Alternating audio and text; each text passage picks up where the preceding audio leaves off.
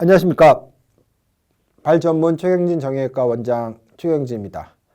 자, 오늘은 무주 애반증에 관한 흔한 질문들, 이제 마지막 시간입니다. 그러니까 여러분들이 평소에 궁금해했던 부분들의 많은 부분들, 가장 궁금해했던 것들을 추려서 저희가 대답을 해주고 있는 시간입니다. 자, 그러면 또 많이 궁금해하는 것이, 자, 이제 무주 애반증을 수술했는데 나중에 수술하고 나면 잘 못 걷나요? 뭐 달리기를 할 수도 있나요? 하고 물어보는 겁니다. 자, 오히려 저는 조금 의아한 게 왜냐하면 과연 이렇다면 수술을 할 필요가 없죠. 수술하면 안 되죠. 오히려 거꾸로 수술을 하면 더 잘 걷고 잘 쓰는 거죠. 그러니까 이렇게 생각하시면 돼요. 자, 무주애반증을 그냥 그대로 놔두면 점점 발이 변형되고 이렇게 엄지발도 더 틀어지면서 엄지발의 기능이 떨어지기 때문에 요 발바닥, 소적지 주변의 발바닥도 아파지고 발가락에 티눈도 생기고 튀어나온 부분도 아파지고 하는 일련의 과정 때문에 오히려 수술을 안 했을 때 더 운동도 잘 못하고 걸을 때 더 불편해지는 거죠. 그래서 무주애반증은 발이 병에 걸린 거예요. 그러니까 이거는 질환 코드에 들어가요. 병에 걸렸기 때문에 그걸 교정을 해서 기능을 더 올려줘서 일상생활을 더 잘할 수 있게 더 잘 걷고 더 잘 운동할 목적을 위해서 수술을 하게 됩니다. 그러니까 아마 이런 질문은 물론 수술이 다 성공할 수는 없어요. 가끔 가다가 수술하고 나서 그게 잘 안 맞아서 이제 그런 분들도 있거나 또는 수술에 대한 공포감 때문에 아마도 이런 질문이 나오지 않았을까 생각을 합니다. 다음에 또 궁금해 하시는 것들 보면 젊다. 내가 무주애반인데 아주 젊은데 더 변형된 뒤에 수술해도 좋을까요? 하는 경우죠. 자, 젊었을 때 한 20대 초반의 무주애반증은 되게 선천성 무주애반증이에요. 그러니까 태어났는데 태어날 때부터 발이 이렇게 있고 이렇게 있어서 이 엄지인데 이렇게 있는 게 정상인데 태어날 때부터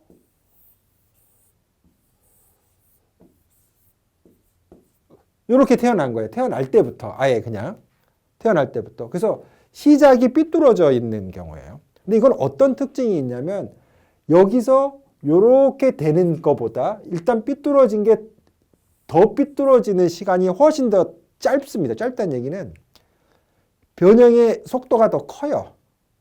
또 변형이 잘 일어나고 그것뿐만 아니라 변형이 크게 일어나기 때문에 다른 발가락의 변형이라든가 여러 가지 문제들이 더 생기기가 쉬운 거죠. 그래서 오히려 저희는 젊은 무주애반증을 더 적극적으로 가능한 한 더 일찍 수술하라고 권하고 있습니다. 더 변형이 진행되면 엄지만 수술해야 될 거가 나중에 다른 발가락, 이제 다른 발가락 소족지라고 하죠. 다른 발가락도 수술을 한다던가 이런 수술 범위가 넓어지면 또 회복도 안 좋겠죠. 그렇기 때문에 젊으신 분들일수록 저는 더 적극적으로, 그리고 젊은 분은 원래 삐뚤어져 있기 때문에 바르게 맞춰놔도 자꾸 삐뚤어지는 경향이 그렇지 않은 사람보다 더 많습니다. 그렇지만 또 어떤 특징이 있냐면 수술을 안 했을 때보다는 설사 조금 돌아간다 하더라도 수술한 것이 훨씬 더 잘 유지가 돼요. 그러니까 수술하고 나서 돌아가는 양이 훨씬 적다. 그래서 여러 가지로 훨씬 더 유리하기 때문에 젊은 경우는 오히려 더 적극적으로 수술하는 것을 권하고 있습니다. 자, 보면 자 이제 왜 뼈가 튀어나오나요 하고 물어보는 분도 있었어요. 이게 이제 왜 튀어나오냐는 거죠, 이게. 이게 보면은 조금 무주애반증의 원인에 대한 얘기일 수도 있는데 처음에 정상적으로는 이렇게 있고 엄지발이 이렇게 있고 힘줄도 이렇게 있어요. 근데 하이힐을 신거나 뭐 신발에 여기에 의해서 얘가 이렇게 좀 약간 기울어지면 이 힘줄의 방향이 이렇게 바뀌어요. 이렇게. 그리고 얘가 그러면 더 휘면서 이렇게 바뀌면서 밑에 있는 요 뼈도 위치가 자꾸 요렇게 바뀝니다. 그래서 결론적으로는 요 모양이 요렇게 변하고 힘줄은 계속 이렇게 당기니까 더 돌아가고 얘가 얘를 밀면서 여기는 더 튀어나오는. 그러니까 뼈가 튀어나오는 거는 요 뼈 이름을 중족골이라고 하는데 제일 중족골 머리에 해당되는 부위거든요. 여기 요 뼈가 요렇게 있죠. 요렇게 요 중족골 요 뼈가 튀어나오게 되는 거죠. 그러니까 그냥 요거는 그 골격학적으로 틀어지면서 엄지와의 관계에 있어서 이렇게 튀어나온다라고 이해하시면 될 것 같습니다. 자, 그러면 이제 옆에 요 사진들 보면 요거 좀 비슷한데 요거 튀어나오고 막 그림을 그려놔서 막 헷갈리게 됐네요. 자, 이렇게 이해하시면 될 것 같아요. 그다음에 수술하고 나서도 재발할 수 있나요? 재발할 수 있죠. 재발할 수 있죠. 그래서 수술하고 끝이 아니라 관리가 굉장히 중요합니다. 모든 관리는 재발을 할 수 있기 때문에 환자분이 수술하고 나서 뒤꿈치로 걷고 가능한 한 안전하고 이런 것들을 하는 겁니다. 언제가 제일 중요하냐? 수술하고 나서 보통 뼈가 붙는 동안 한 달에서 두 달. 이때가 제일 중요해요. 틀어져도 이때 틀어져요. 뼈가 어느 정도 붙고 나면 한 두 달 정도 지나고 나면 그 다음부터는 틀어져도 많이 안 틀어집니다. 뼈가 여기 붙는 경우. 근데 이제 왜 이런 실수를 하냐면 뒤꿈치나 아니면 옆으로 걷는 것이 나도 모르게 자꾸 엄지 쪽에 힘이 가게 되고 또 가면서 틀어질 때 별 증상이 없는 경우도 많습니다. 나중에 사진을 찍어봤더니 이게 틀어져 있는 거고 약간 틀어진 것이 시간이 지나면 조금씩 더 이렇게 틀어지거든요. 그렇기 때문에 아예 저는 첫 한 달, 특히 첫 한 달 동안은 가능한 한 다니는 양 자체가 적어야 돼요. 많으면 아무래도 내가 뒤꿈치로 한다 그래도 앞쪽에 힘이 가면서 틀어질 수 있습니다. 그러니까 재발할 수 있으니 수술이 중요한 게 아니라 수술 후 관리도 중요하다.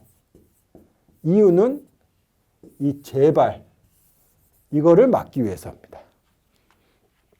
자, 그러면 자, 요거 보면은 자, 무죄 발생 사진인데 아마 그 예를 보는데 요렇게 해서 이제 심하니까 여기서 절골하고 맞춰준 거고 한 5년 지났는데 잘 유지돼서 요분은 관리를 아주 잘 하신 거죠.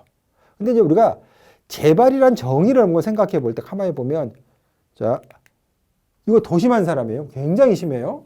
그래서 수술을 했습니다. 수술해서 잘 맞아져 있고 한 3년 정도 지나다 보니까 그 전보다 살짝 이렇게 가 있어요. 과연 이걸 재발이라고 그럴까? 저는 그렇게 보지 않아요.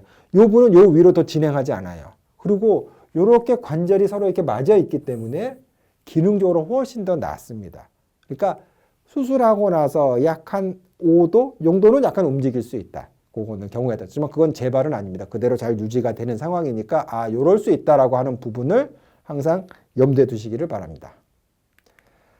자, 그 다음에 이제 수술을 안 하면 다른 발가락 변형이 생기나요? 궁금하죠? 사진 하나만 딱 보면 됩니다. 이 사진. 어떻게 돼 있죠?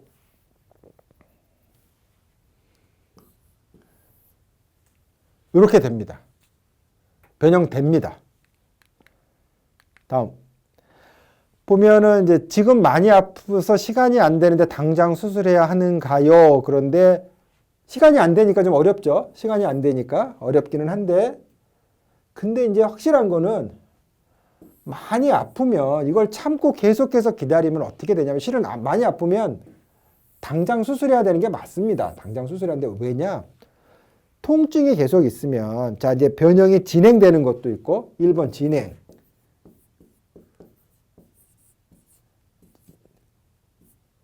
두 번째는 통증 자체가 발의 기능을 떨어뜨려요. 기능을. 그럼 무슨 말이냐? 통증 자체가 있으면 기능이 떨어진다는 얘기는 거기에는 인대, 힘줄, 근육 이런 게 다 위축돼요. 위축되고 예민해지고 주변의 신경들도 예민해져요. 그래서 만성 통증으로 가게 되면 수술하고 나서도 만성 통증으로 가면 이거 약간 극단적인 예는 하나 수술하고 나서도 결과가 별로 안 좋아요. 뼈가 다 붙어도 계속 아픈 거예요. 그러니까 이런 여러 가지 상황이 있기 때문에 통증이 많이 있다면 물론 개개인의 사정은 있겠지만 가능하면 시간을 억지로라도 내서 이 통증에서 해방이 되셔야 됩니다.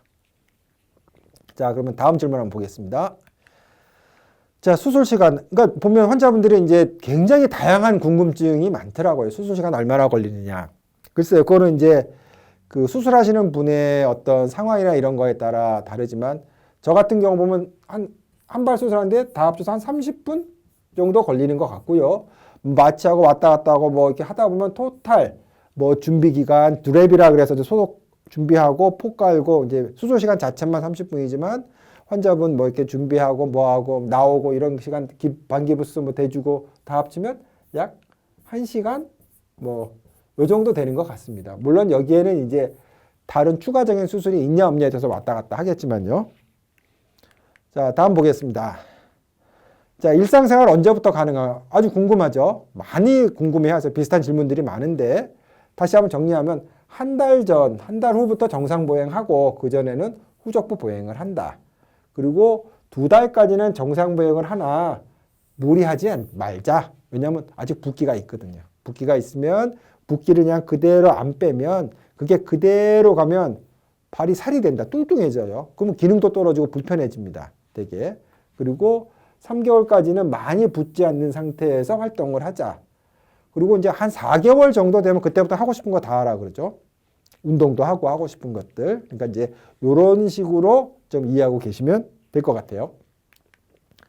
자, 그래서 이제 물론 개인마다 차이가 있고 수술도 무주 예반증만 했느냐, 뭐 다른 수술을 같이 했느냐, 수술 전에 얼만큼 불편했느냐, 많이 불편한 사람이 회복도 좀 늦는 경향이 있습니다. 그래서 이제 이런 거에 따라 차이는 있다. 앞에 말씀드린 내용은 좀 평균적인 내용입니다. 자, 그 다음에 자, 무주예반증 유전되나요? 유전됩니다. 자, 가족력 분명히 있습니다. 가족력이 있고 그 다음에 요 가족력 이외에 또 무주예반증이 많이 생기는 경우를 보면 이제 그냥 선천적으로 유전 없이도 그냥 생기는 경우도 있고 평발인 사람에게 많고 류마티스 있는 분들 또 우리가 환자를 보면 한 9대1 정도 수술 환자 보면 여성분들에게 절대적으로 많이 있고 평소에 신발 습관 또 관절의 유연성이 굉장히 많은 경우 이런 경우도 이런 무주예반증을 좀 만들 수 있는 그런 요인에 들어갑니다. 자, 다음 보겠습니다. 수술 후 운동, 그죠? 운동 요새 아주 관심이 많죠. 운동 언제부터 할 수 있냐? 자, 정리해 봤습니다. 그러면 물론 운동 종류에 따라 다르겠죠. 하지만 뭐 상체 운동, 뭐 다리 들어 올리기, 뭐 발목 운동, 발가락 운동, 스트레칭 이거 바로 해도 돼요. 그리고 오히려 또 하라 그럽니다. 발목도 움직여주고 발가락도 꼼지락꼼지락하고 다리 올리고 냉찜질하면서 이런 상체 운동. 보통 이제 정상 보행을 하기 시작하면 가장 먼저 이제 수영이나 발에 무리가 안 가는 실내 자전거 할 수 있습니다. 이거 한 3개월 정도 되면 이제 걷는 운동 시작하고 뭐 골프 연습 정도 할 수 있을 것 같아요. 그리고 이제 4개월 정도 되면 운동이 제한을 두지는 않습니다. 하고 싶은 운동을 하자 하고 돼 있고 그런 이제 내가 붓기가 얼만큼 있고 통증이 얼마나 있고 회복 속도에 따라 약간의 차이는 있지만 대개 이때부터는 시도를 해보는 겁니다. 달리기도 시도해보고 등산도 하고 뭐 여행도 가보고 뭐 이런 것들을 시도하게 되겠습니다. 다음 보겠습니다. 수술 후 관리 중 가장 주의할 것, 아주 좋은 질문인 것 같아요. 아주 굉장히 좋은 질문인데 수술하고 나서 제가 가장 신경 쓰는 게 뭐냐? 딱 2가지입니다.